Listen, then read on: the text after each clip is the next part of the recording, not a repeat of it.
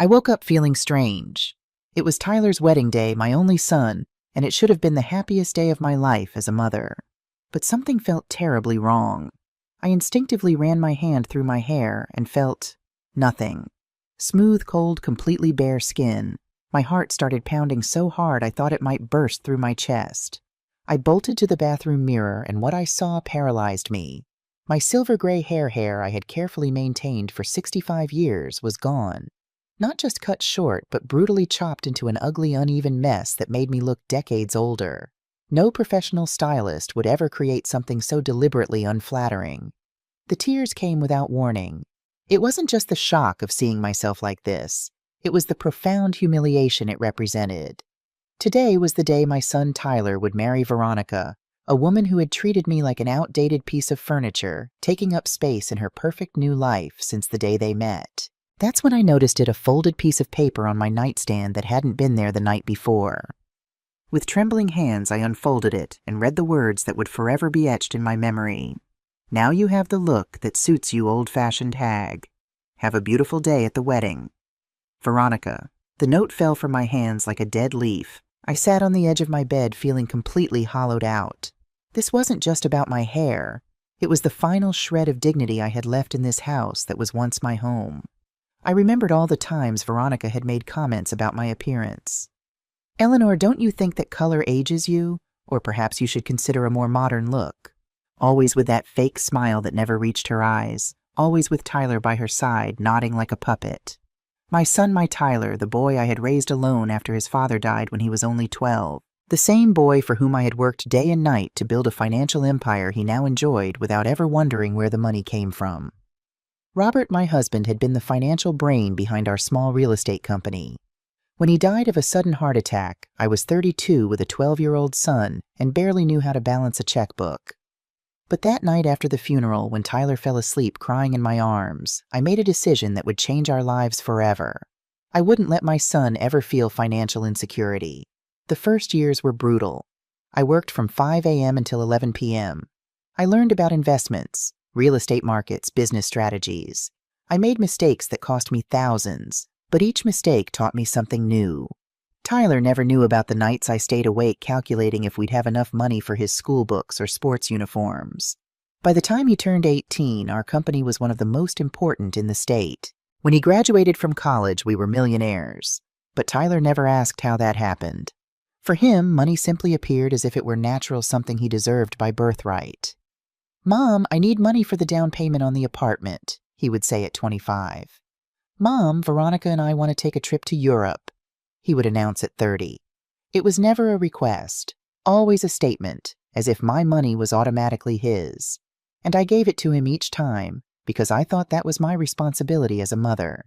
I had worked so hard to give him a comfortable life that I forgot to teach him the value of work effort and sacrifice. Veronica's arrival only made things worse.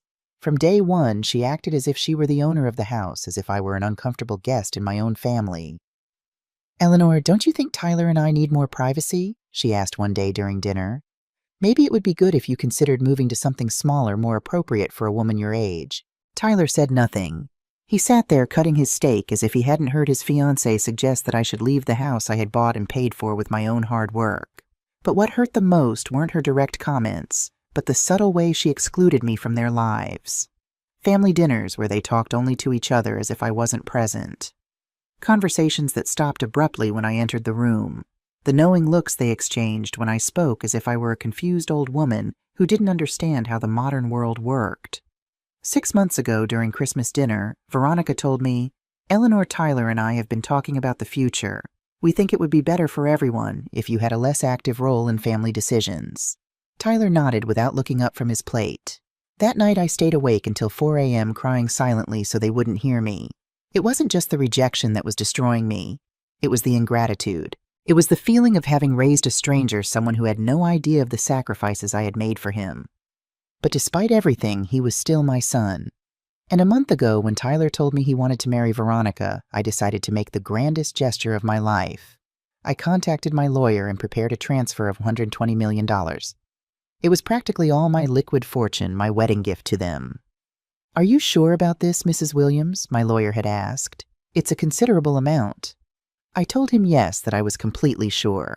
I thought perhaps this final gesture of generosity would make Tyler remember who his mother really was, that Veronica would finally understand I wasn't her enemy.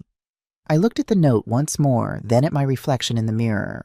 The woman looking back at me wasn't the strong Eleanor who had built an empire from scratch. She was a humiliated woman, broken, reduced to being the cruel joke of a woman who had never worked a day in her life.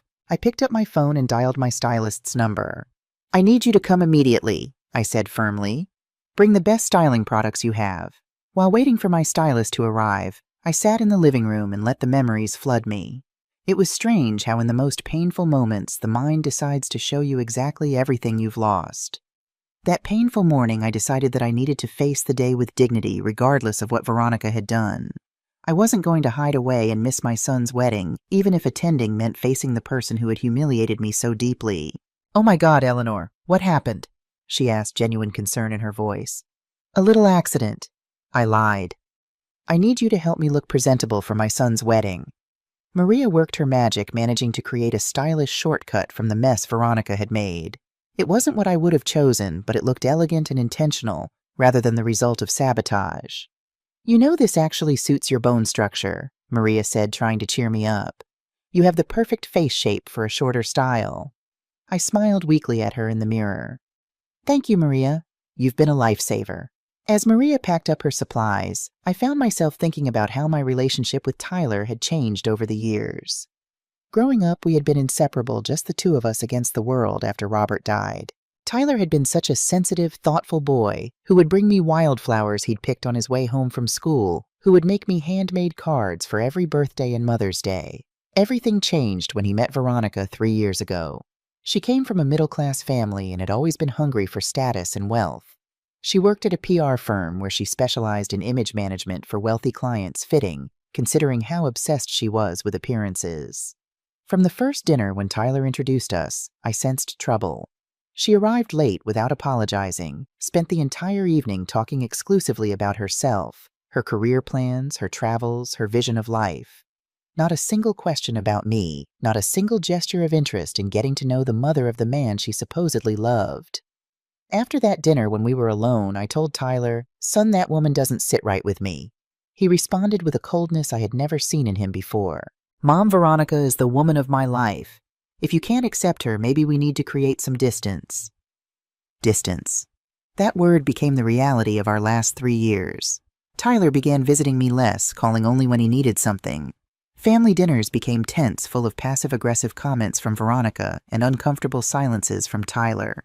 I tried reaching out in different ways. I invited them to Sunday brunches, offered to help plan vacations, even suggested family therapy once, which Veronica dismissed as something for dysfunctional families. Last Thanksgiving was particularly painful. Veronica had insisted on hosting despite having limited cooking experience. I offered to help with the turkey and traditional sides recipes I had perfected over decades, but was relegated to bringing a store-bought pie. When I arrived at their apartment, I found Veronica's friends seated at the main table, while a small card with my name was placed at a folding table in the corner, alongside distant acquaintances. "We thought you'd be more comfortable there, Eleanor," Veronica had said with that same plastic smile. "The main table conversations might be a bit too contemporary for you." Tyler had seen the hurt in my eyes, but said nothing. That night I left early, claiming a headache. No one called to check if I was okay. Christmas was no better. The gifts I carefully selected for both of them, a vintage watch for Tyler that had belonged to his father, and a beautiful cashmere sweater for Veronica, were barely acknowledged. Meanwhile, they exchanged lavish presents with each other, a luxury spa weekend for her, an expensive golf set for him. When they announced their engagement in January, I forced myself to appear happy and supportive. What else could I do? Tyler was my only child, my only family. I couldn't bear the thought of losing him completely. Looking at myself in the mirror now with my new short haircut, I wondered if I had already lost him. Had I been so blinded by maternal love that I couldn't see what was happening? Or had I seen it all along but chosen to ignore it, hoping things would somehow improve? The truth was painful. Tyler had changed, or perhaps Veronica had simply brought out a side of him that had always been there, hidden beneath the surface. A sense of entitlement, a willingness to use others for his own benefit, an inability to stand up for what was right when it was difficult. And yet, despite everything, I had decided to transfer $120 million to them as a wedding gift. Was it a desperate attempt to buy my son's love back? Or was it simply what I had always done, giving him everything without teaching him its value? The doorbell rang again. It was David, my driver, coming to take me to the church. "You look lovely, Mrs. Williams," he said kindly as he held the car door open for me. "Thank you, David," I replied, straightening my navy blue dress and taking a deep breath. Let's get this day over with. As we drove to the church, I steeled myself for what was to come. I would go to this wedding. I would smile. I would congratulate the couple. I would give my speech at the toast. But something had changed inside me that morning, something Veronica hadn't calculated when she decided to humiliate me. I arrived at the church an hour before the ceremony. My new hairstyle was perfectly set, my navy blue dress impeccable, and outwardly I appeared to be the proud mother everyone expected to see.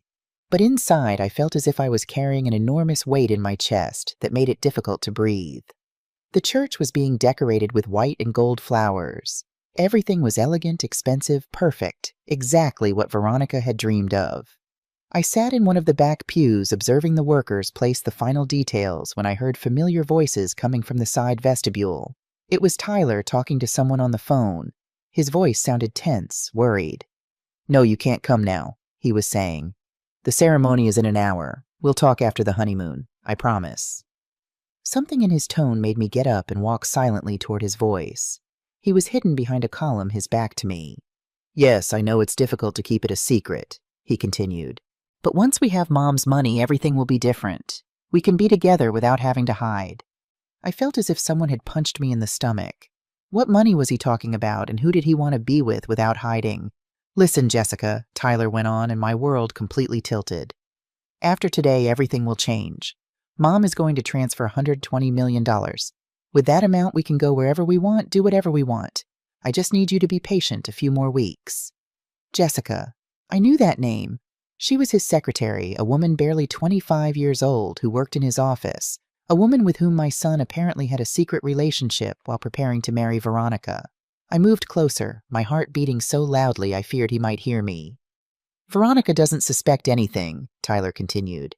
"She's so obsessed with this perfect wedding that she doesn't notice anything else. And Mom is so desperate to please me that she would do anything to see me happy." Those words cut through me like knives. Desperate to please him. Was that how my own son saw me?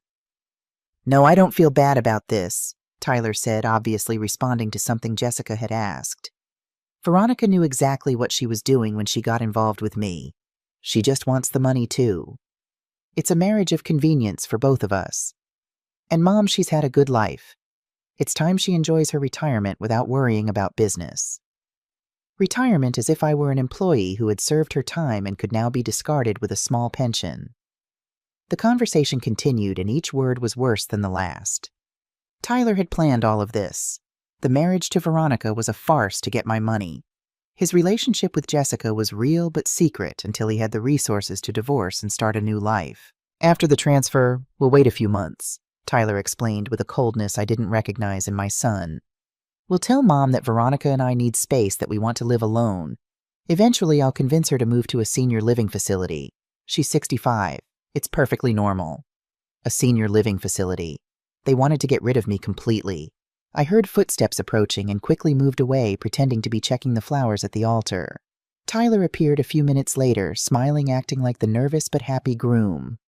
"Mom," he said, kissing me on the cheek, "you look beautiful. That haircut suits you perfectly." I looked into his eyes, those eyes that had once belonged to my innocent child, and now I only saw a stranger who had meticulously planned how to use me and then discard me. "Thank you, son," I replied with the fakest smile of my life. "I'm very excited about your special day." Tyler hugged me, and for a moment I felt the urge to confront him, to ask him how he had become this person. But something stopped me. Perhaps it was survival instinct, or perhaps it was that for the first time in my life, I was seeing the situation with absolute clarity. "Where's Veronica?" I asked, trying to sound casual. "In the preparation room with the bridesmaids," Tyler replied. "She's a bit stressed, you know how brides are." Stressed. If she knew what I had just discovered, she would be more than stressed. "I think I'll go give her my best wishes," I said. And Tyler nodded distractedly before walking away to talk to the priest. I walked toward the preparation room with shaking legs. I didn't know exactly what I expected to find there, but I needed to see Veronica. I needed to understand if she knew about Jessica or if she was also being deceived. The preparation room door was slightly ajar, and I could hear laughter and animated conversations. I approached quietly and heard Veronica's voice clearly. "Girls, in a few months I'll be officially rich. Tyler has no idea I've already contacted a divorce attorney. With the community property laws, I'm entitled to half of everything we receive today." My legs nearly gave out. Veronica also had a plan. She was using Tyler, too. "What about the old lady?" asked one of her friends, laughing. "Eleanor will be easy to handle," Veronica replied with contempt. "I've got her eating out of my hand. After the money transfer, I'll convince Tyler to put her in a facility somewhere. That woman has lived too long thinking she owns everything." The laughter that followed sounded to me like hyenas celebrating over carrion.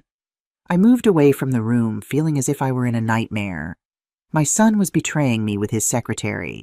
My daughter-in-law was using me to get a divorce settlement. And I, the foolish 65-year-old, had been about to hand them $120 million on a silver platter. But now I knew everything, and they had no idea that I knew. I sat in my car in the church parking lot with trembling hands holding my phone. My entire world had collapsed in a matter of minutes, but strangely, for the first time in years, I felt completely lucid. I dialed my lawyer's number. David Hernandez, who had been my trusted legal partner for the last 20 years, answered on the second ring. "Eleanor, how are you? Everything ready for the big transfer this afternoon. David, I need you to immediately cancel the scheduled transfer," I said, trying to keep my voice steady. There was a pause. "Are you sure the documents are ready? Only your final authorization after the ceremony is missing." "Completely sure. And I need you to come to my house early tomorrow morning. We need to make some important changes to my will." "Of course, Eleanor. Has something happened?" Let's say I've had a very enlightening revelation about my family. After hanging up, I sat in silence watching the guests arrive at the church. Entire families elegantly dressed. Friends of Tyler and Veronica. People I had known for years. They all came to celebrate what they thought was a union of love, not knowing they were witnessing the most elaborate farce of their lives. But I knew the truth, and now I had to decide what to do with that information. I could confront Tyler directly, tell him I had heard his conversation. I could talk to Veronica and reveal that I knew her divorce plans. I could cancel the wedding completely and expose them both in front of all the guests. But as I considered these options, I realized that none would give me the satisfaction I needed. They had spent months, perhaps years, planning how to use me and discard me. They deserved something more. Creative. I returned to the church just as the ceremony was beginning. I walked down the center aisle to my seat in the first row, smiling and greeting acquaintances as if I were the happiest mother in the world. Tyler saw me arrive and smiled nervously. Veronica, radiant in her French lace dress, costing thousands of dollars, gave me a small nod with her head. How perfect they both looked. How convincing in their roles as loving bride and groom. Throughout the ceremony, as the priest spoke about love, trust, and fidelity in marriage, I was planning my next move. I listened to the promises Tyler and Veronica made to each other, promises I knew neither intended to keep, and felt a strange calm come over me. "Does anyone know any reason why this couple should not be joined in marriage?" the priest asked with traditional formality. For a moment I considered standing up. I imagined the shocked faces, the chaos that would ensue, the instant humiliation of both. But I remained silent. I had something better planned. When the priest declared them husband and wife, I applauded along with everyone else. When Tyler kissed Veronica, I smiled like the proud mother everyone expected to see. And when the newlyweds began to walk down the aisle, I stood up and followed them to the exit of the church. At the reception, I behaved like the perfect hostess. I greeted all the guests. I made comments about how beautiful Veronica looked, about how happy Tyler seemed. I danced with my son when he invited me. "Mom, it means everything to me that you're here," Tyler told me as we danced. "I know things have been a little tense lately, but I want you to know that I love you." I looked into his eyes, those eyes that had lied so easily on the phone a few hours earlier. "I love you too, son. I always will, no matter what happens." He smiled, probably thinking I was referring to my acceptance of Veronica. He had no idea I was referring to what I was about to do. When it was time for the toast, Tyler approached me with a glass of champagne. Mom, would you like to say a few words? Of course, son. It would be an honor. Tyler asked for silence, and all the guests turned their attention to me. Veronica smiled at me from the head table, that fake smile she had perfected over 3 years. Tyler took my hand perfectly, playing his role as the devoted son. Thank you all for joining us on this very special day. I began, my voice clear and strong, resonating throughout the hall. As Tyler's mother, I cannot express how thrilled I am to see my son marry the woman he loves. There was applause and approving murmurs. Veronica blushed convincingly. Tyler squeezed my hand affectionately. 33 years ago, when Tyler was born, I promised that I would always protect him, that I would always put his well-being before mine, and for all these years I have kept that promise. More applause. The audience was completely captivated. Today, as a special wedding gift, I had planned to transfer $120 million to the newlyweds' account. A murmur of astonishment ran through the hall. Tyler stiffened beside me. Veronica straightened in her chair, her eyes gleaming. However, I continued, and the hall fell completely silent, I've decided there is something much more valuable I can give them. Tyler looked at me confused. Veronica frowned slightly. The most valuable gift I can give you is the truth. The silence in the hall was so deep that I could hear my own heart beating. All eyes were fixed on me, waiting for me to continue. Tyler had let go of my hand and had an expression of confusion that was quickly transforming into panic. Veronica remained motionless in her chair, but I could see how her knuckles whitened as she gripped her champagne glass. The truth, I repeated slowly, savoring each word, is something very powerful, and today I discovered truths that change everything I thought I knew about my own family. I took a sip of champagne, letting the tension build. Some guests began to exchange uncomfortable looks. The wedding photographer had stopped taking pictures and was also looking on expectantly. You see, I continued with a serene smile, this morning I woke up with my hair brutally cut while I was sleeping and a very revealing note left for me. I took the paper from my purse and unfolded it slowly. The note said, "Now you have the look that suits you, old-fashioned hag. Have a beautiful day at the wedding." A murmur of shock ran through the hall. Several people turned toward Veronica, who had visibly paled. Tyler stiffened beside me. "Mom," he began to say, but I raised my hand to silence him. "I'm not finished, dear son." My voice remained calm, almost maternal, because it turns out that that act of cruelty led me to discover much more interesting things. I walked slowly around the head table like a lawyer presenting evidence to a jury. All eyes followed me. For example, I discovered that my son Tyler has been maintaining a secret relationship with his secretary Jessica for the past 6 months. The hall exploded in murmurs. Tyler stood up abruptly, knocking over his glass. "Mom, stop it. Why should I stop Tyler? Isn't it true that you promised Jessica that after getting my money you could be together without hiding?" Veronica had stood up too, her face a mask of fury and humiliation. "This is ridiculous. Eleanor is making up lies because she can't accept that Tyler doesn't need her anymore." "Oh dear, Veronica," I said, turning to her with an icy smile. "But you have your own secrets too, don't you?" She froze. I could see the fear in her eyes. "Please tell everyone about your conversation with the divorce attorney, about how you plan to keep half of the $120 million I was going to transfer today." Veronica opened her mouth, but no sound came out. Her face had gone from white to intense red. "Come on, don't be shy," I encouraged her. "Tell them how you plan to convince Tyler to put me in a nursing home once you had the money secure." The hall was in absolute silence. Some guests had their mouths open. Others were discreetly recording with their phones. Veronica's parents had risen from their table and were approaching with expressions of horror. Tyler finally found his voice. "Mom, I don't know where you're getting all this, but—" "Where am I getting it?" I interrupted. "From your own mouth, Tyler. I heard you this morning talking on the phone with Jessica.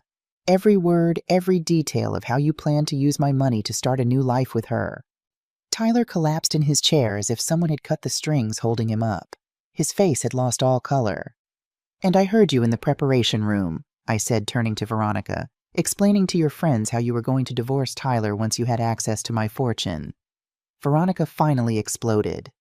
"This is all a lie. This crazy old woman is making everything up because she's jealous that Tyler no longer needs her."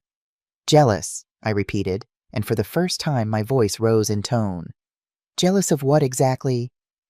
Of having raised a son who conspires to rob me, of having been so foolish as to believe that his love was real. I turned to the guests, my voice now clear and strong as never before. For 33 years since I was widowed, I have worked day and night to build a financial empire, not for me but for my son. I sacrificed relationships, opportunities, my own happiness, all to ensure that Tyler would never want for anything. The tears began to flow, but they weren't tears of sadness. They were tears of liberation. And today I discovered that to him I am just an obstacle to be removed once I've served my purpose. An old-fashioned hag who can be humiliated and finally discarded in a nursing home. My new house by the beach felt like a sanctuary. Smaller than my previous home, but infinitely more personal, it welcomed me with its bright rooms and ocean breezes. I had painted the walls myself pale blues in the living areas, a warm terracotta in the kitchen, and a soothing sage green in my bedroom. Each color choice was mine alone, with no consideration for anyone else's preferences or judgments. The first few weeks were an adjustment. After decades of living in a large house filled with memories and responsibilities, the smaller space felt almost too quiet, too empty. But gradually I began to fill it not with expensive furnishings or status symbols, but with things that brought me joy. A comfortable reading chair positioned perfectly to catch the afternoon light. Shelves lined with books I'd always wanted to read but never found time for. And in the room I'd designated as my studio, an easel by the window overlooking the garden. It was in that studio that I found myself most mornings, coffee in hand, watching the sunrise paint the sky in colors I was learning to capture on canvas. Carmen, my painting instructor, had become a regular visitor, often bringing pastries from the local bakery and staying for hours as we painted and talked. "You've got a natural eye for light," she told me one morning as she studied my latest seascape. "Most beginners struggle with that. I spent too many years not really seeing," I admitted. "Now I'm making up for lost time." Carmen nodded knowingly. At 72, she had lived through her own transformations, a divorce in her 50s, a career change in her 60s, and now a thriving art practice in her 70s. "It's never too late to become who you were meant to be," she said, a phrase that became something of a mantra for me. As autumn deepened into winter, I established new routines. Painting classes 3 times a week. Volunteer work at the foundation twice weekly. Sunday brunches with Margaret and our growing circle of friends, women who, like me, had found themselves starting new chapters later in life. One such Sunday as we gathered at Margaret's house for mimosas and quiche, the conversation turned to my recent newspaper feature and its aftermath.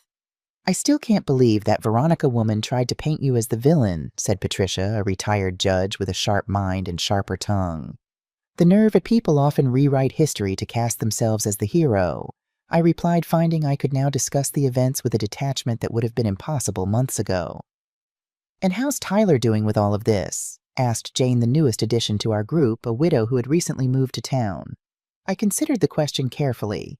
Tyler and I had been rebuilding our relationship cautiously, like archaeologists excavating a fragile site, aware that one wrong move could destroy everything. "He's trying," I said finally. "Working at the coffee shop still. Taking business classes at the community college. We have dinner once a month. It's a start." Margaret reached over and squeezed my hand. She more than anyone understood the complexity of my feelings toward my son, the ingrained maternal love warring with the hard-earned wisdom of self-protection. "And what about you?" Patricia asked. "Any romance on the horizon? That silver fox who owns the bookstore downtown has been asking about you." I laughed, genuinely amused by the suggestion. "Martin? He's a lovely man, but I'm not looking for romance. I'm enjoying my own company too much right now." "Well, don't enjoy it for too long," Margaret teased. "Some of us are living vicariously through your newfound freedom." Later that afternoon, as I walked along the beach near my home, I reflected on Margaret's words. Freedom. Yes, that was the right word for what I felt. Freedom from expectations. From the suffocating role of the selfless mother, from the constant anxiety about Tyler's approval, or Veronica's next cutting remark. I had spent 33 years defining myself primarily as Tyler's mother, as Robert's widow. Now at 65, I was finally becoming simply Eleanor, an artist, a philanthropist, a woman discovering her own desires and capabilities. The winter passed in a blur of productivity. My painting improved steadily under Carmen's tutelage. The foundation approved grants for 20 more women entrepreneurs. I even started writing just for myself, at first journal entries that gradually evolved into essays about resilience, reinvention, and the particular challenges women face as they age. When spring arrived, bringing wildflowers to the dunes near my house, I received an unexpected call from David. "Eleanor, I have some news that might interest you," he said, his usual formal tone tinged with excitement. "There's a small art gallery downtown that focuses on emerging local artists. They're having a special exhibition next month called Late Bloomers, featuring artists who began their careers after 50. Carmen has submitted your name." What? I nearly dropped the phone. "David, I'm barely a beginner. I've only been painting for 6 months. According to Carmen, you have raw talent and a unique perspective. Her words, not mine. She's quite insistent that you should participate." "I don't know." I hesitated, the old fear of judgment rising up. What if people hated my work? What if I embarrassed myself? "Eleanor," David said gently, "remember what you told me when you started the foundation, that it was time to step out of the shadows and into your own light. This seems like another opportunity to do just that." He was right, of course. I had promised myself no more hiding, no more diminishing my desires to accommodate others' expectations. "Tell Carmen I'll do it," I said finally. But I reserve the right to panic at the last minute. The next few weeks were a whirlwind of preparation. I selected 3 paintings for the exhibition: a seascape at dawn, a still life of shells and driftwood, and a more abstract piece inspired by the emotional journey of the past year. Carmen helped me frame them properly and coached me on handling the inevitable questions from gallery visitors. The night of the exhibition opening, I stood in front of the mirror, hardly recognizing the woman who looked back at me. My hair had grown out into a stylish silver pixie cut that highlighted my cheekbones. I wore a simple but elegant blue dress that matched my eyes with a hand-painted silk scarf I'd made myself as part of a textile workshop. "You look beautiful," Margaret said, appearing behind me in the reflection. She had come over to provide moral support and drive me to the gallery, knowing I'd be too nervous to drive myself. "I look myself," I replied, realizing it was true. For perhaps the first time in decades, I looked completely authentic, completely Eleanor. The gallery was crowded when we arrived, filled with art lovers and curious locals drawn by the exhibition's theme. My paintings were displayed in a small alcove alongside works by 5 other late bloomers, all of us new to the art world but bringing decades of life experience to our work. I stood nervously by my paintings, accepting congratulations from strangers and supportive words from friends. Carmen circulated proudly, introducing me as her star pupil to anyone who would listen. "You've captured something special here," said an older gentleman, studying my seascape intently. "There's a quality of patience in this light, as if the dawn has been waiting a long time to break." His insight startled me. That was exactly what I had been trying to convey, the sense of long-delayed illumination of light, finally breaking through after extended darkness. "Thank you," I said, genuinely moved. "That means a lot to me." As the evening progressed, I found myself relaxing, even enjoying the attention and the opportunity to discuss my work. When a small red "Sold" sticker appeared beside my seascape, I felt a surge of validation I hadn't known I needed. "Congratulations on your first sale," said a familiar voice behind me. I turned to find Tyler standing there, looking slightly uncomfortable in the artistic crowd, but smiling genuinely. "Tyler, I didn't know you were coming." I was genuinely surprised I had mentioned the exhibition during our last dinner together, but hadn't expected him to attend. "I wouldn't miss it," he said, glancing at my paintings with what looked like real appreciation. "These are amazing, Mom. I had no idea you could paint like this." "Neither did I," I admitted with a laugh. Turns out there were a lot of things I didn't know about myself. Tyler nodded, a shadow of regret crossing his face. "I'm starting to understand that feeling." We stood in awkward silence for a moment, surrounded by the buzz of gallery conversations. "Actually," Tyler said finally, "I have some news. I've been accepted to a business program at State University. Real classes, not just community college. I'm going to get my degree properly this time, no shortcuts." "Tyler, that's wonderful," I said, genuinely pleased. "How are you managing the tuition?" I asked, then immediately worried it sounded like I was offering to pay. But Tyler surprised me. "I've got a scholarship for returning adult students, and I'm keeping my job at the coffee shop for living expenses. It'll be tight, but I can manage." He smiled ruefully. "For the first time in my life, I'm actually budgeting." The pride I felt in that moment wasn't the complicated, anxious pride of a mother desperately wanting her child to succeed. It was the clean, simple pride of one adult appreciating another's efforts toward growth. "I'm really happy for you, Tyler," I said sincerely. "You're finding your own way." He glanced at my paintings again. "Looks like we both are." As Tyler moved away to examine the other artwork, Margaret sidled up beside me. "Well, that was unexpected," she murmured. "He seems different." "He is," I confirmed. "Or at least he's trying to be." "And how do you feel about that?" I considered the question carefully. "Cautiously optimistic. I don't think we'll ever have the relationship I once imagined, the perfect mother-son bond. Too much has happened. But maybe we can build something new, something more honest." Margaret nodded approvingly. "That sounds healthy. And speaking of unexpected visitors, don't look now, but there's a rather distinguished silver fox by the cheese plate who hasn't taken his eyes off you all evening." I glanced discreetly in that direction and spotted Martin, the bookstore owner, raising his wine glass in a small toast when our eyes met. "Margaret," I warned, "don't start matchmaking." "I wouldn't dream of it," she replied innocently. "But when you're ready, remember what I said about some of us living vicariously through you." I laughed and turned my attention back to the gallery visitors, feeling a lightness I hadn't experienced in years. This night represented more than just displaying a few amateur paintings. It was a public declaration of my emergence as a person in my own right, not defined by my relationships to others. By the end of the evening, all 3 of my paintings had sold. Carmen was ecstatic, insisting this was unprecedented for a first-time exhibitor. "You must continue," she told me firmly as we celebrated with champagne after the gallery closed. "This is just the beginning." I wasn't sure about that, whether painting would become a serious pursuit or remain a pleasurable hobby, but I was certain of one thing: I would never again abandon my own interests and passions for someone else's benefit. That chapter of my life was definitively closed. Summer arrived with long golden days perfect for painting outdoors. I developed a routine of early morning beach walks, followed by hours at my easel on the small deck overlooking my garden. In the afternoons, I would work on foundation business or my writing, which had evolved from private journaling to essays I occasionally shared with my friends. It was during one of these productive mornings that Margaret called with an unexpected proposition. "Eleanor, how would you feel about a little adventure?" she asked without preamble. "What kind of adventure?" I replied cautiously, knowing Margaret's idea of little often involved significant excitement. "I've just booked a 2-week painting retreat in Tuscany this September. Carmen's leading it. There's still one spot available, and I thought of you immediately." "Italy?" I hesitated, though more out of habit than genuine reluctance. "I don't know, Mags. It's been years since I traveled internationally."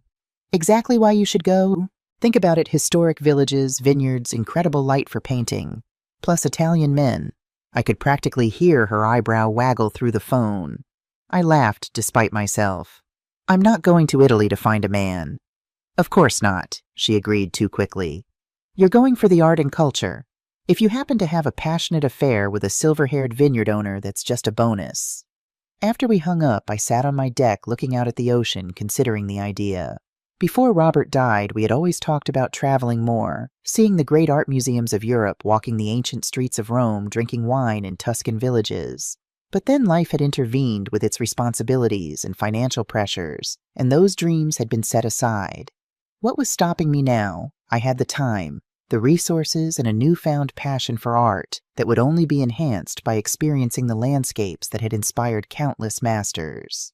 The old Eleanor was of found excuses: worry about leaving Tyler, concern about being away from the business, fear of the unfamiliar. But I wasn't that Eleanor anymore. I called Margaret back. "Count me in for Italy," I told her. "I'll book my spot today." "That's my girl," she crowed triumphantly. "We're going to have the time of our lives." The next 3 months passed in a flurry of preparation: passport renewal shopping for travel easels and portable painting supplies, Italian language lessons via an app on my phone. Tyler seemed genuinely pleased when I told him about the trip during our monthly dinner. "That sounds amazing, Mom," he said, his eyes lighting up with real enthusiasm. "You'll have to send me photos of everything you paint." "I will," I promised, touched by his interest.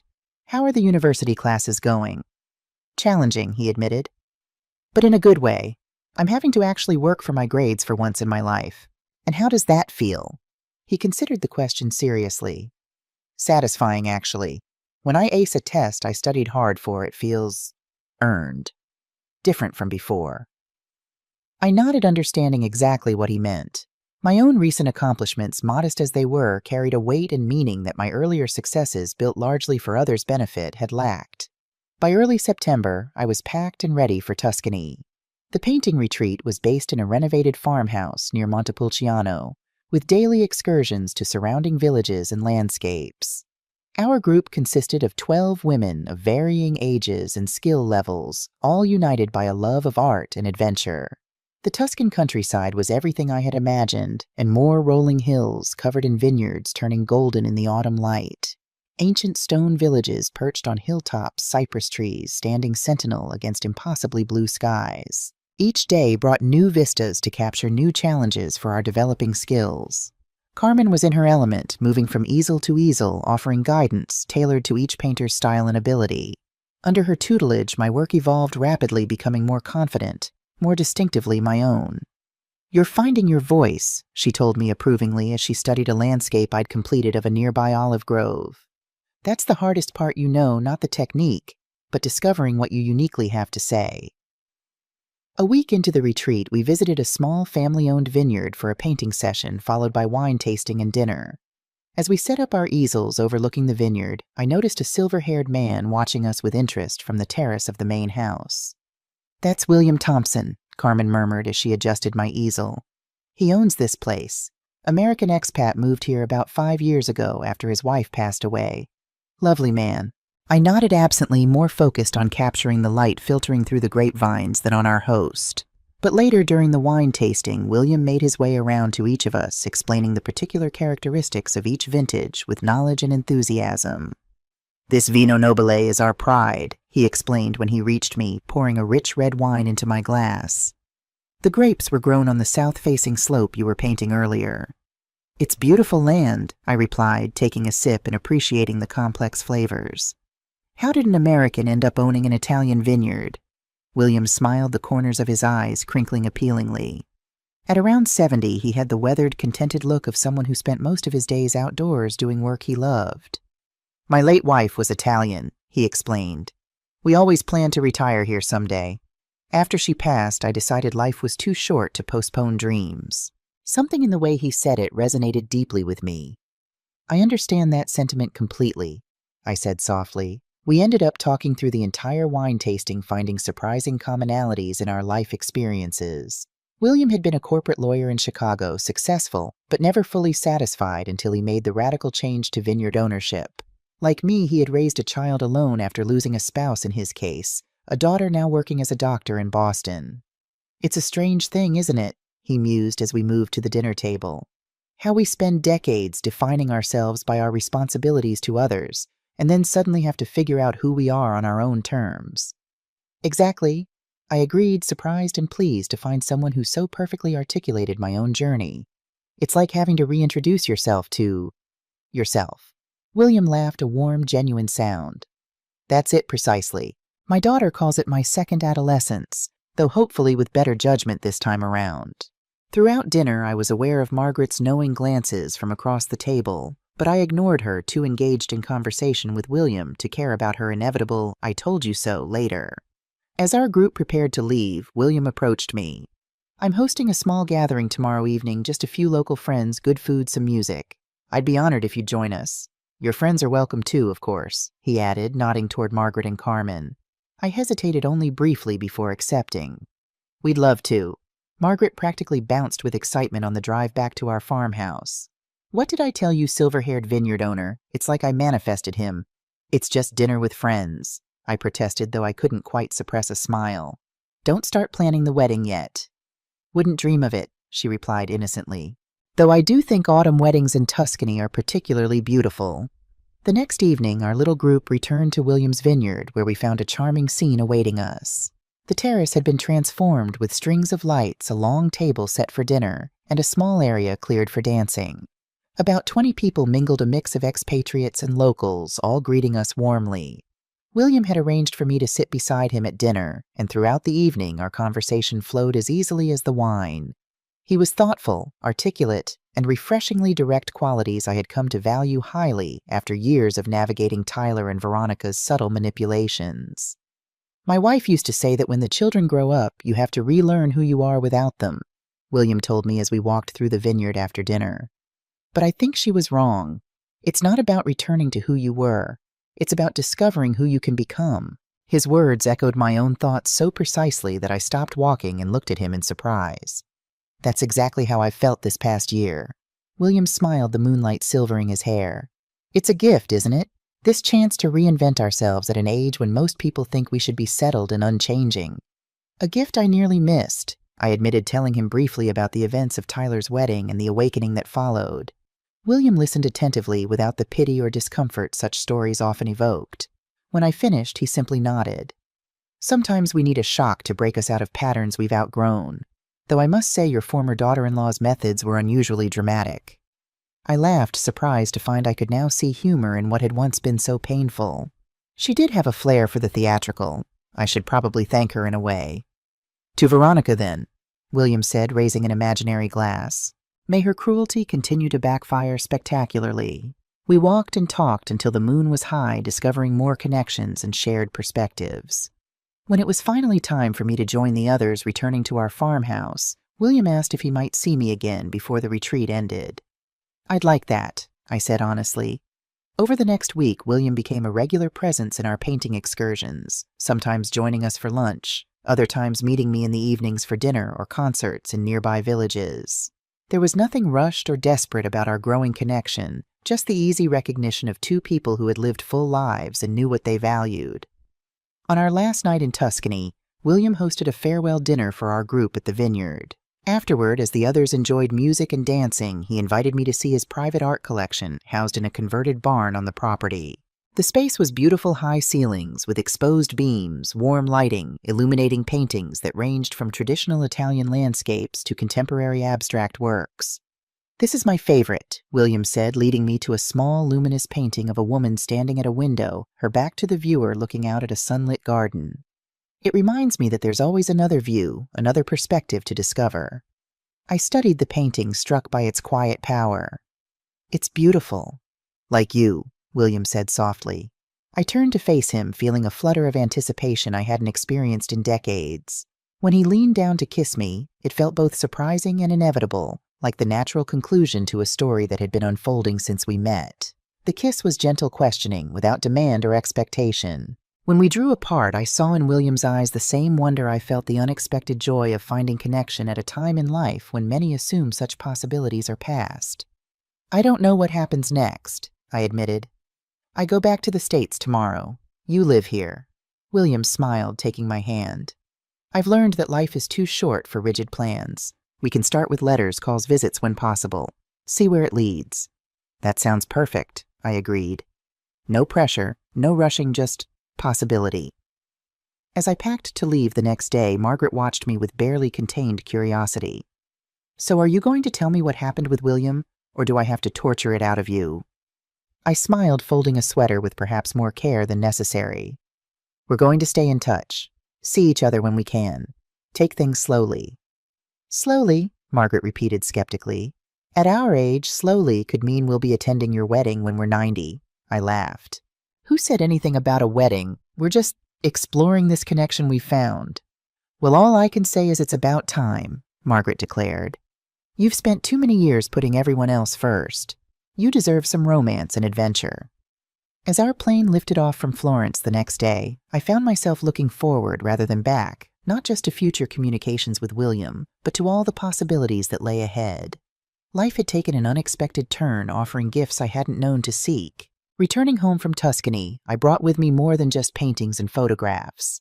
I carried a new sense of expansiveness, a feeling that my life could still hold surprises and joy I hadn't anticipated. William and I established a rhythm of communication, email exchanges several times a week, video calls on Sundays, sharing the details of our daily lives, and deepening our understanding of each other across the distance. He made me laugh with stories of his struggles with Italian bureaucracy. I sent him photos of my latest paintings and the changing seasons at the beach. I miss seeing your face in person, he told me during one of our calls in November. I'm thinking of visiting the States next month. Would that be welcome? Very welcome. I assured him, realizing how much I wanted to see him again to confirm that the connection we'd felt in Tuscany was real and not just a vacation fantasy. December brought William to my doorstep, suitcase in hand and a bouquet of winter flowers in his arms. Seeing him standing there, slightly jet-lagged but smiling warmly, I felt a surge of happiness that confirmed what I had begun to suspect: this was no passing infatuation, but something with potential for depth and longevity. "The house suits you," he said, looking around at my cozy space with its personal touches and artistic elements. "It feels completely like you." "That's exactly what I was going for," I replied, pleased by his perception. "A place that reflects who I am now, not who I was expected to be." William stayed for 2 weeks, integrating seamlessly into my life. He joined me for painting classes, with Carmen attended a foundation board meeting as my guest, and charmed my friends at our Sunday brunch. Most significantly, he met Tyler during our monthly dinner, an encounter I had approached with some trepidation. "Mom, I like him," Tyler told me afterward when William had stepped away to take a call. "He listens to you. Actually listens, not just waits for his turn to talk." I was touched by Tyler's observation and the implicit acknowledgement of how different this relationship was from what I had experienced before. "I like him too," I admitted. "But we're taking things slowly. We live on different continents after all." Tyler looked thoughtful. "You know, there are worse things than having a reason to visit Tuscany regularly." I laughed, appreciating this new, more supportive version of my son. True enough. As William's visit neared its end, we took a long walk on the beach, bundled against the December chill. The winter ocean was a steely gray, powerful waves crashing against the shore with rhythmic determination. "I've been thinking," William said as we paused to watch a flock of seagulls ride the wind currents, "about what comes next for us." I glanced at him, noting the serious expression on his usually relaxed face. "And what conclusions have you reached? That I don't want to say goodbye tomorrow and go back to just seeing your face on a screen." He took my hand, his fingers warm despite the cold air. "I know we both value our independence.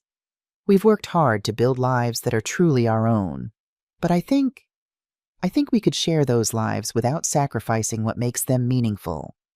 "What are you suggesting?" I asked, though I had a sense of where he was heading. "A more fluid arrangement. Periods together, periods apart. Summers in Tuscany, winters here, perhaps. No need to give up your home or mine. Just more togetherness than we can have with an ocean between us." I considered his words, carefully appreciative of how he had framed the suggestion. Not an all-or-nothing proposition, not a demand for conventional commitment, but a flexible approach that honored both our connection and our individual lives. "I'd like to try that," I said finally. "It sounds right." William's smile was like sunshine breaking through winter clouds. "I was hoping you'd say that." That evening, as we sat by the fire planning the practicalities of our new arrangement, my phone rang. It was David, my lawyer, calling at an unusual hour. "Eleanor, I apologize for disturbing your evening, but I've just received some concerning information," he said, his voice grave. "Tyler came to my office today asking about the possibility of contesting your will on grounds of mental incompetence." I felt as if all the air had been sucked from the room. He claimed that your behavior over the past year, changing your will, selling the house, starting a new relationship, indicates diminished capacity. He suggested that you might be suffering from early-stage dementia or some other cognitive decline. William, seeing my distress, moved closer, placing a supportive hand on my shoulder. "That's absurd," I said when I could find my voice. "I've never been more clear-headed in my life." "I told him exactly that," David assured me, and I reminded him that any such challenge would require substantial medical evidence, which he clearly doesn't have. "But Eleanor, I thought you should know. This suggests he hasn't changed as much as you might have hoped." After hanging up, I sat in stunned silence, trying to process this betrayal. Just hours earlier, Tyler had seemed genuinely supportive of my relationship with William. Had that been an act? Or had something changed? "I should call him," I said, finally reaching for my phone. William caught my hand gently. "Are you sure that's wise right now? You're understandably upset." I considered his advice, then shook my head. "No, this needs to be addressed immediately, before it festers." Tyler answered on the first ring, his voice cautious. "Mom? Everything okay?" "No, Tyler, everything is not okay," I replied, keeping my tone level despite my anger. "David just called me. He told me you're considering contesting my will on grounds of mental incompetence. Is that true?"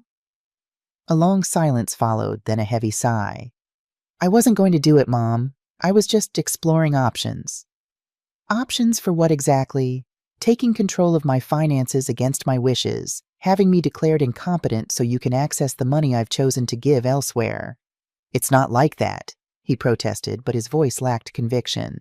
It's just, you've been making so many changes, and this guy shows up from Italy and suddenly you're talking about spending months abroad. So because I'm making decisions you don't understand or approve of, I must be mentally incompetent. The hurt was raw in my voice. Tyler, I'm 65, not 95. I'm in excellent health mentally and physically. I'm finally living the life I want, not the one others expect of me. I know, but no, there are no buts here, I interrupted firmly. My decisions about my money, my home, and my relationships are mine to make. You lost any right to question them when you conspired with Veronica to take my money and put me in a nursing home. Another silence, this one laden with shame. I thought we were moving past that, Tyler said finally, his voice small. I thought we were too, but this suggests otherwise. I took a deep breath, trying to center myself. Tyler, I've been patient. I've been supportive of your efforts to change, but this is a bright red line. If you pursue this further, if you try to have me declared incompetent, our relationship will be over. Permanently. Do you understand? Mom, please. Do you understand? I repeated, unwavering. Yes, he whispered. I understand. Good.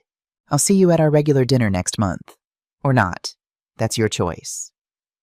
After hanging up, I sat trembling with a mixture of anger, disappointment, and a deep aching sadness. William moved to sit beside me, offering silent support without intruding on my emotions. I'm so sorry, he said finally when my breathing had steadied. That was incredibly difficult. I thought he was changing, I said, the words catching in my throat. I really believed he was becoming someone better. Change isn't linear, William observed gently. It's 2 steps forward, 1 step back sometimes, or in Tyler's case, maybe 1 step forward, 1 step back. I nodded, appreciating his measured perspective. The question is, do I keep giving him chances to disappoint me? Only you can answer that, William replied. But whatever you decide, you won't be facing it alone unless you choose to be. His quiet assurance was exactly what I needed, not advice or solutions, just the knowledge that I had support without pressure. The next day, I called David and asked him to add a codification to my will specifically addressing any potential challenges on grounds of mental incompetence. I arranged for a comprehensive cognitive assessment to establish my current mental acuity, with the results to be sealed and available only in case of a legal challenge. This should protect you effectively, David assured me. And for what it's worth, I think you're handling this with remarkable clarity and foresight, hardly the actions of someone with diminished capacity.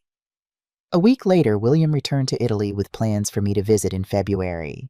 Our parting was bittersweet sad to be separating again, but full of anticipation for the future we were creating together. The holidays passed quietly. Tyler didn't call on Christmas, though he did send a card with a brief note. Thinking of you. I'm sorry for my actions. I hope we can talk soon. I appreciated the gesture but wasn't ready yet to reach out. January brought a surprising development. Richard Harris, Veronica's father, called requesting a meeting. I have something that belongs to you, he explained cryptically. Something important. Curious, I agreed to meet him at a cafe downtown. He arrived carrying a small leather-bound journal, which he placed on the table between us. Veronica left this behind when she moved to Colorado last month, he explained. I found it while clearing out her room. I think you should see it. I opened the journal cautiously, finding page after page of detailed notes, dates, times, observations about me, plans for how to handle the Eleanor problem. It was essentially a documented record of Veronica's campaign to isolate me from Tyler and eventually secure my money. Most damning was an entry from 3 days before the wedding. Cuddy's hair tonight while she slept. T thinks I'm crazy to risk it, but it will be worth it to see her humiliated tomorrow. Once we have the toilers, we can implement Phase 2, convince T she's becoming forgetful, confused. Nursing home by Christmas if all goes well. I closed the journal feeling oddly vindicated rather than angry. Why are you showing me this?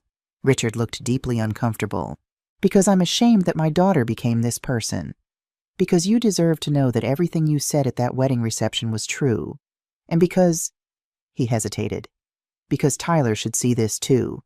He needs to understand what really happened. I studied Richard's face, seeing genuine regret there. You're a good man, Mr. Harris. I tried to be a good father, he replied sadly. Clearly, I failed somewhere along the way. After our meeting, I sat in my car for a long time, the journal beside me, considering what to do with it. Eventually, I made a decision. I drove to the coffee shop where Tyler worked, arriving just as his shift was ending. Mom, he said, surprise and wariness mingling in his expression when he saw me. I didn't expect. I handed him the journal without preamble. Read this, all of it, then call me if you want to talk. 3 days later, Tyler appeared at my door, the journal in his hands, his face haggard as if he hadn't slept since I'd given it to him. Can I come in? He asked quietly. I stepped aside, allowing him entry but maintaining an emotional distance. He placed the journal carefully on my coffee table and sat heavily on the sofa. I had no idea, he began, his voice rough, about the haircutting, about the nursing home plans. I knew she was difficult, but this level of calculation. He shook his head in disbelief. I feel like such a fool. We often see what we want to see in those we're attached to, I observed, taking a seat across from him. I did the same with you for many years. He flinched at that, but nodded acknowledgement of its truth. I deserved that. It's not about deserving, Tyler. It's about reality.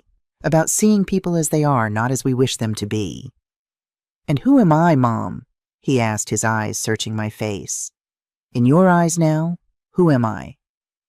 I considered the question carefully, wanting to be honest without being cruel.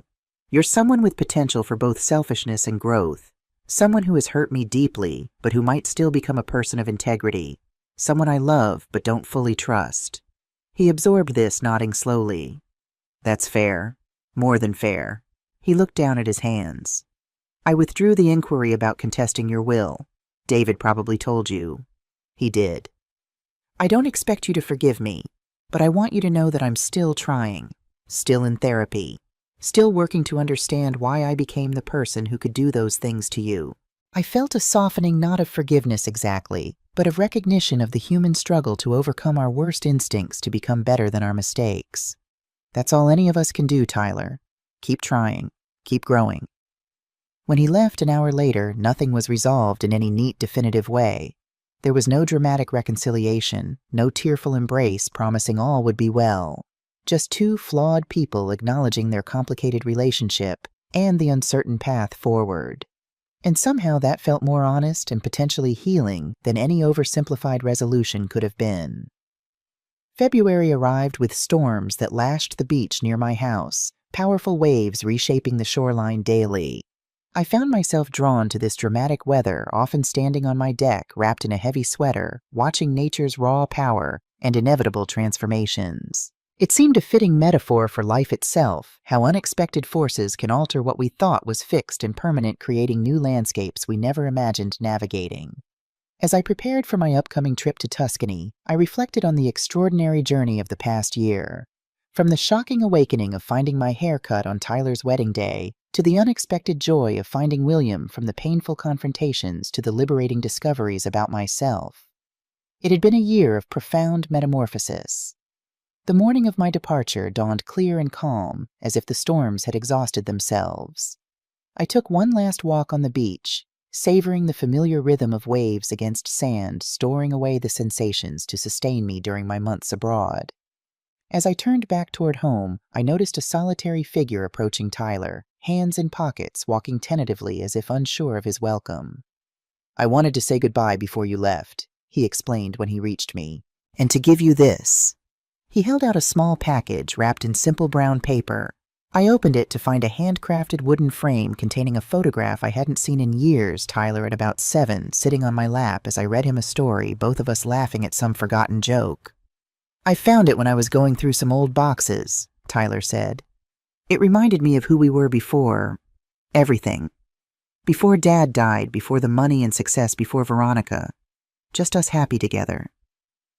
I traced the image with my finger, feeling the bittersweet tug of those simpler times. We were happy then, I agreed softly. I thought maybe you could take it with you to Italy. A reminder that despite everything, there were good times too. That our story isn't just about the bad parts. The gesture touched me more deeply than I had expected. It wasn't a grand apology or an attempt to erase the past year's revelations. It was a simple acknowledgement of our complex shared history, the love alongside the hurt, the genuine connection beneath the betrayals. "Thank you," I said simply. "I'll treasure it."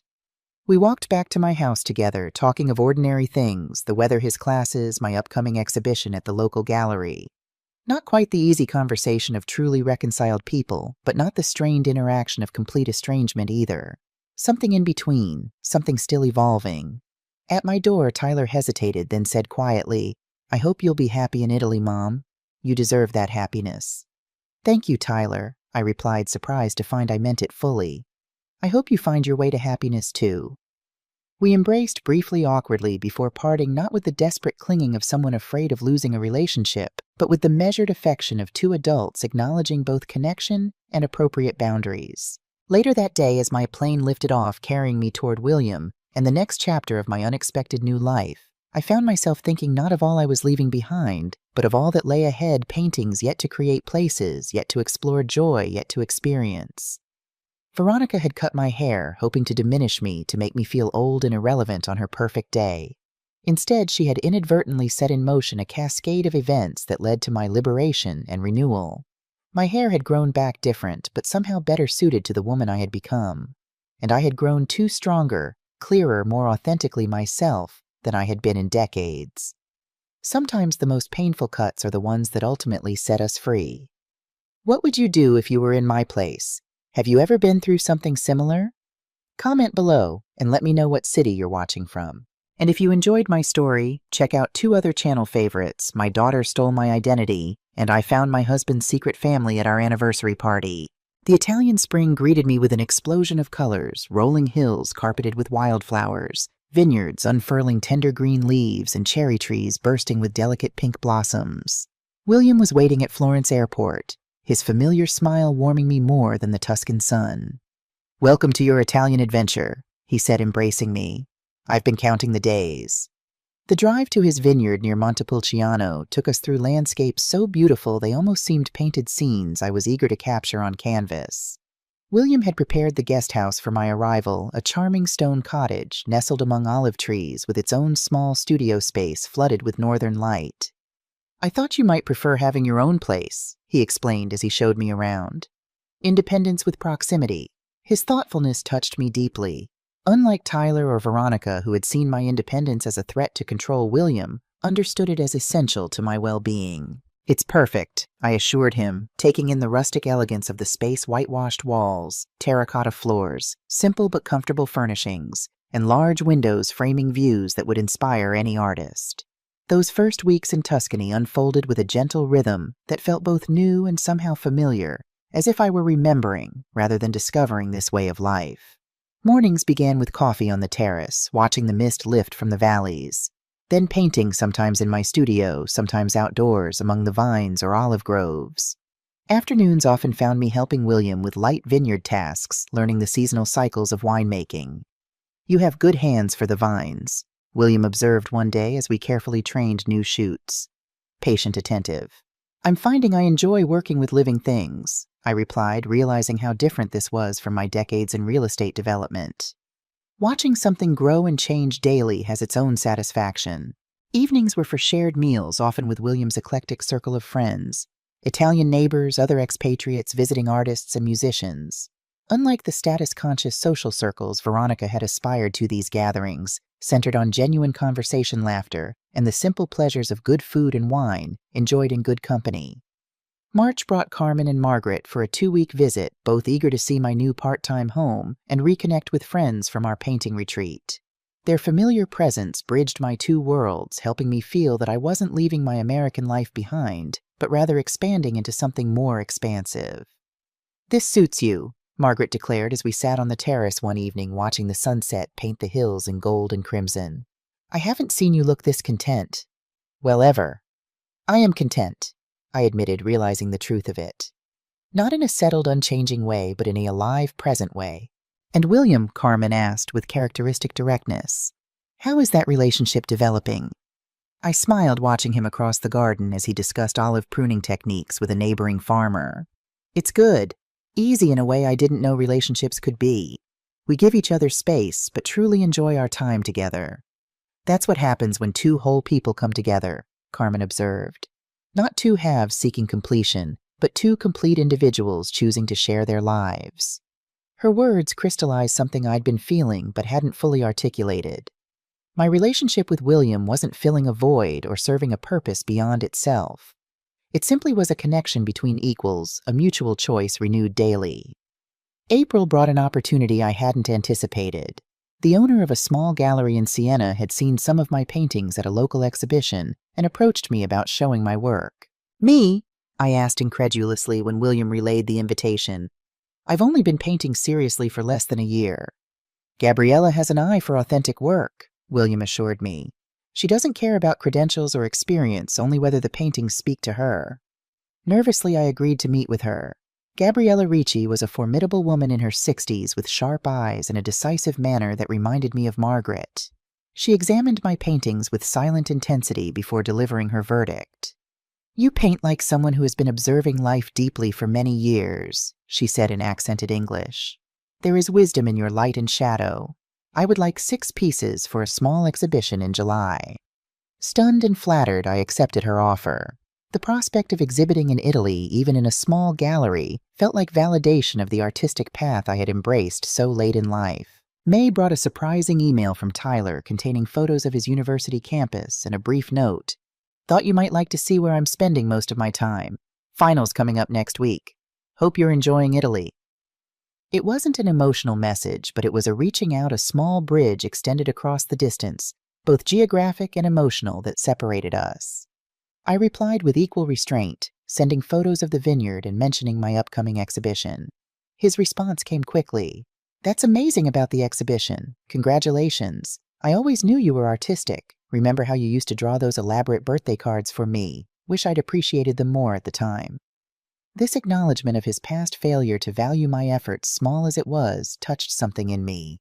We began a cautious correspondence, never delving into the deeper wounds of the past, but sharing surface details of our current lives, gradually reestablishing a connection based on who we were becoming, rather than who we had been. June brought William to America with me for a 2-week visit. I needed to check on my house, attend a foundation board meeting, and reconnect with friends. It was strange to see my beach home through William's eyes, to recognize how completely it reflected the person I had become in the year since Tyler's wedding. "I can see why you love it here," William said as we walked along the shore one evening.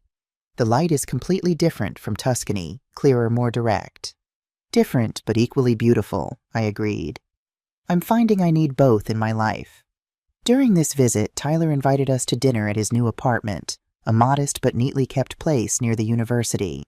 I noticed immediately how different it was from his previous living spaces. Gone were the ostentatious luxury items and status symbols Veronica had insisted upon. Instead, the small apartment was furnished simply but comfortably, with bookshelves full of business texts and a small desk covered with study materials. "It's not much," Tyler said, looking slightly embarrassed as he welcomed us, "but it's all I can afford right now." "It's very nice," I said, sincerely touched by this tangible evidence of his changed circumstances. Dinner was simple pasta. He had prepared himself a salad and wine that William had brought from the vineyard. The conversation remained mostly on neutral topics. Tyler's studies, William's vineyard, my painting, but I sensed something different in Tyler's demeanor. A humility that hadn't been there before, a genuine interest in our lives rather than self-absorption. As William excused himself to take a business call after dinner, Tyler turned to me with an expression I couldn't quite read. "Mom, I need to tell you something," he said, his voice serious. "I've been seeing a financial counselor at the university, someone who helps students manage money and plan for the future." "That sounds very responsible," I replied, curious where this was going. "She's helped me understand some things about how I relate to money, about how I've been using it to avoid real accomplishment or genuine connection."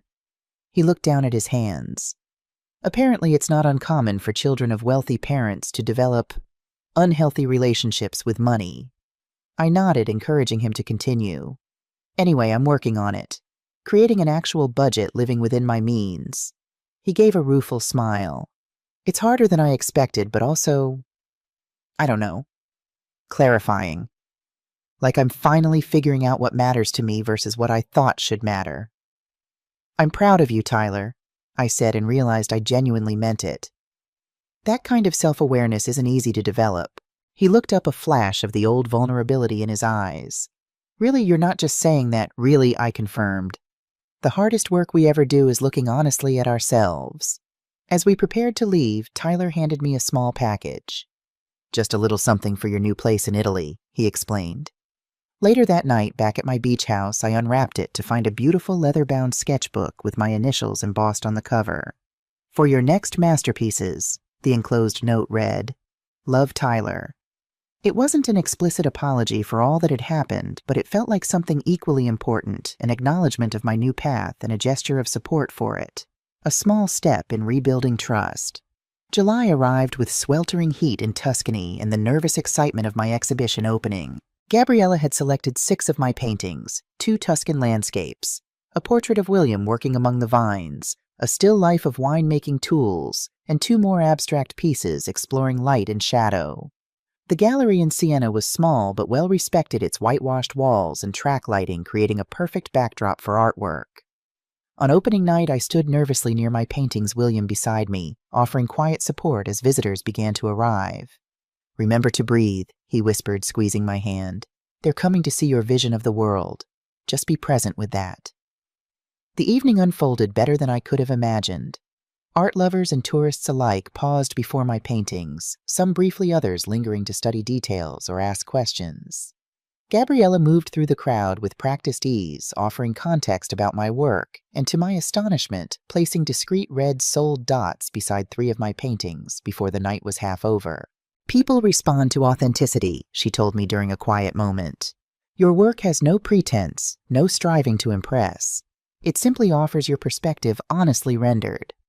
As the gallery began to empty near closing time, a familiar figure appeared in the doorway, Tyler looking travel-worn but smiling. Tyler, I exclaimed, genuinely shocked. What are you doing here? I couldn't miss your first Italian exhibition, he said, embracing me briefly. William helped me arrange it. I hope that's okay. I glanced at William, who nodded with a slight smile. He contacted me last month wanting to surprise you. I thought it was a gesture worth supporting. Tyler moved slowly around the gallery, studying each of my paintings with careful attention. When he reached the abstract piece titled Revelation, a study in contrast with darkness giving way to emerging light, he stood silently for several minutes. This one speaks to me, he said finally. It feels like emergence, like finding your way out of confusion into clarity. I was touched by his perception. That's exactly what I was trying to capture. Is it sold? He asked hesitantly. Not yet, I replied. I'd like to buy it, he said. If that's all right with you. I started to protest that he didn't need to, that I could simply give it to him, but stopped myself. This wasn't about the money. It was about Tyler recognizing value in something I had created, wanting to honor that value appropriately. I'd be honored, I said instead. Later that night, back at the vineyard, the 3 of us sat on the terrace under a canopy of stars. Tyler had been given a room in the main house for his 4-day visit. The conversation flowed easily, touching on Tyler's studies, the vineyard's upcoming harvest, and local places he should visit during his stay. As William excused himself to get more wine, Tyler turned to me with a serious expression. I need to say something, Mom. Something I should have said months ago. He took a deep breath. I am so sorry for everything, for the wedding fiasco, for letting Veronica treat you badly, for conspiring about your money, and especially for that pathetic attempt to question your mental competence. I sat silently, letting him continue. There's no excuse for any of it. I was selfish, entitled, blind to everything you'd done for me. His voice caught. I don't expect forgiveness. I just need you to know that I understand now. I see what I did, and I'm truly sorry. I considered my response carefully. Thank you for saying that, Tyler. It means a great deal to hear it. I paused, organizing my thoughts. Forgiveness isn't a single moment. It's a process. We're in that process now, I think, building something new from the ashes of what burned down. He nodded, accepting this nuanced response rather than pushing for complete absolution. I like who you're becoming, I added softly, and I'm cautiously optimistic about where we go from here. The rest of Tyler's visit passed pleasantly, with days spent exploring nearby villages, evenings filled with conversation on the terrace. I showed him my studio, explaining techniques I was learning, approaches I was experimenting with. He showed genuine interest, asking thoughtful questions rather than offering the polite but disengaged responses of the past. On his final evening, as we walked among the vines at sunset, Tyler brought up a topic I hadn't expected. "Have you heard anything from Veronica?" he asked, his tone carefully neutral. "No," I replied. "Not since the newspaper article last year. Her father mentioned she moved to Colorado." Tyler nodded. "She's in Denver, got a job with a PR firm there." He hesitated. "She reached out to me a few months ago, wanting to clear the air, as she put it." "And did you speak with her?" I asked, curious but not anxious about his answer. "Briefly. She hasn't changed much, still blaming everyone else for her problems. Still talking about our future as if the divorce never happened." He shook his head. I realized something important during that conversation. "What's that?" "That I was attracted to her in the first place because she reflected back a version of myself I wanted to believe in, ambitious, sophisticated, destined for easy success. Not because of any real connection or shared values." His self-awareness impressed me. "That's a significant insight." "My therapist thought so too," he said with a small smile. "Anyway, I wished her well, but made it clear there was no future for us. She didn't take it well." "I imagine not," I replied, thinking of the calculating woman who had cut my hair to humiliate me. "She's not accustomed to not getting her way." "No." Tyler looked thoughtful. "You know what's strange? I can hardly remember now what I thought I loved about her. It's like waking up from a dream that seemed so vivid while you were in it, but fades immediately upon waking." We walked in companionable silence for a while, the setting sun casting long shadows across the vineyard. "I like William," Tyler said eventually. "He's good for you. With you." "Yes," I agreed simply. "He is. And this place," Tyler continued, gesturing at the beautiful landscape around us. "It suits you. I can see why you want to spend time here." "It's become part of my life in a way I never expected," I admitted. "Though I still love my beach house, too." "The best of both worlds," Tyler observed. "Not a bad arrangement." As we turned back toward the house, lights now glowing warmly in the windows, I felt a sense of peaceful resolution. Not the neat, complete closure of storybooks, but the messy, ongoing process of real human relationships with their wounds and healing failures, and growth separations and reconnections. August brought the beginning of the grape harvest, a busy time at the vineyard, with extra workers arriving to help gather the precious fruit. I found myself fully engaged in the process, learning each step from picking to crushing, to the careful monitoring of fermentation. "You're becoming quite the vintner," William observed one evening as we sat exhausted but satisfied after a long day of harvesting. "I think the vines are speaking to you." "There's something deeply satisfying about the whole process," I replied.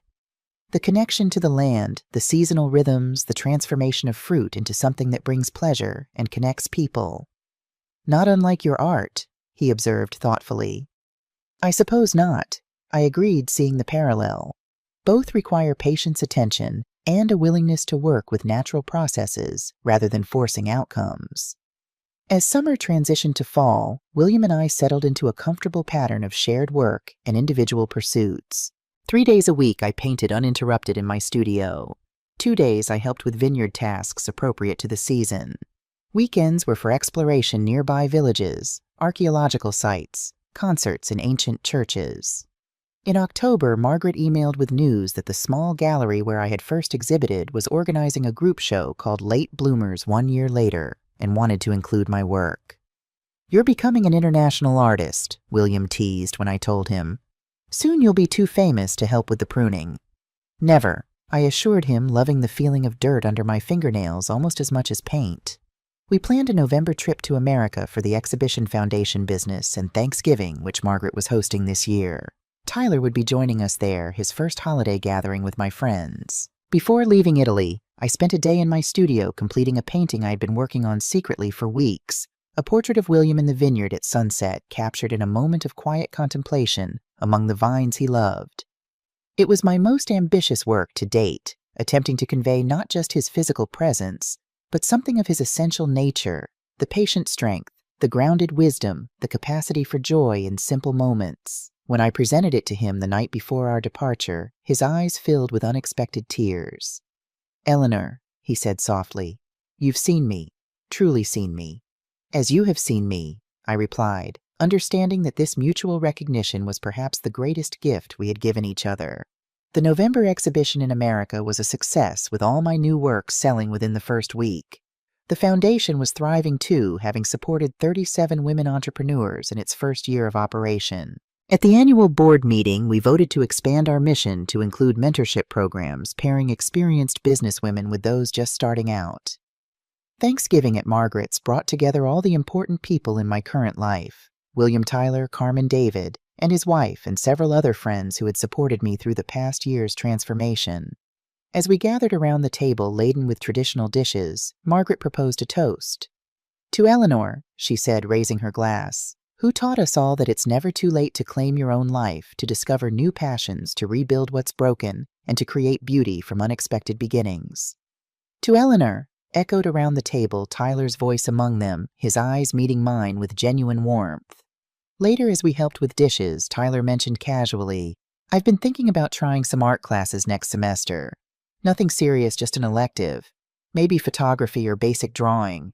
"I think that's a wonderful idea," I told him, remembering how he had loved drawing as a child before sports and peer pressure had directed him toward more masculine pursuits. Art connects us to parts of ourselves we sometimes forget are there. "That's what I'm hoping," he admitted. "To reconnect with aspects of myself I've neglected, like you did." December brought William and me back to Tuscany for Christmas, a quieter celebration than the American Thanksgiving, but deeply satisfying in its simplicity. On Christmas Eve, after a small dinner with neighboring farmers and their families, William presented me with a small velvet box. Inside was not a ring, as might be expected, but a beautiful gold key on a delicate chain. "What's this?" I asked, lifting it curiously. "A key to the main house," he explained. "Not with any expectations or demands, just as a symbol that my home is always open to you, however and whenever you choose to enter it." The gesture touched me deeply, the perfect representation of our relationship built on respect for boundaries while offering genuine welcome and connection. "I have something for you too," I said, bringing out my own carefully wrapped package. Inside was a leather-bound album containing photographs of our year together, moments in the vineyard at exhibitions with friends exploring Italy. Interspersed with the photos were small sketches I had made capturing fleeting moments and impressions. "Our story so far," I explained, with plenty of blank pages for what comes next. As we sat before the fire that night, I reflected on the extraordinary journey of the past 18 months. From the shocking awakening of finding my hair cut on Tyler's wedding day, to this peaceful Christmas in Tuscany, from betrayal and humiliation to new love and creative fulfillment, it had been a transformation more profound than anything I could have imagined. Veronica's cruel act, intended to diminish me, had instead been the catalyst for my liberation. By cutting my hair, that external symbol of femininity and social conformity, she had inadvertently forced me to see beyond appearances, beyond others' expectations, to the essential self I had subordinated for decades. My hair had grown back, of course, now styled in a confident silver bob that framed my face perfectly. But the inner growth, the discovery of my artistic voice, the courage to claim my independence, the ability to forge relationships based on mutual respect rather than obligation, that was the true transformation. As the new year approached, I found myself looking forward rather than backward, curious and excited about the unfolding chapters of this unexpected late-life adventure. What new paintings waited to be created? What new vintages would emerge from the vineyard? How would Tyler's journey of self-discovery continue to unfold? What new connections and experiences might William and I share? I didn't have answers to these questions, and for perhaps the first time in my life, I was completely comfortable with that uncertainty. Life wasn't a business plan with predictable outcomes. It was more like art, a process of discovery, an engagement with possibility, a willingness to work with whatever materials presented themselves. On New Year's Eve, William and I joined friends in the village square for the traditional celebration music dancing Prosecco at midnight. As fireworks burst overhead, painting the ancient buildings in momentary flashes of brilliant color, William pulled me close. "Happy New Year, Eleanor," he murmured. "Here's to continuing our masterpiece together."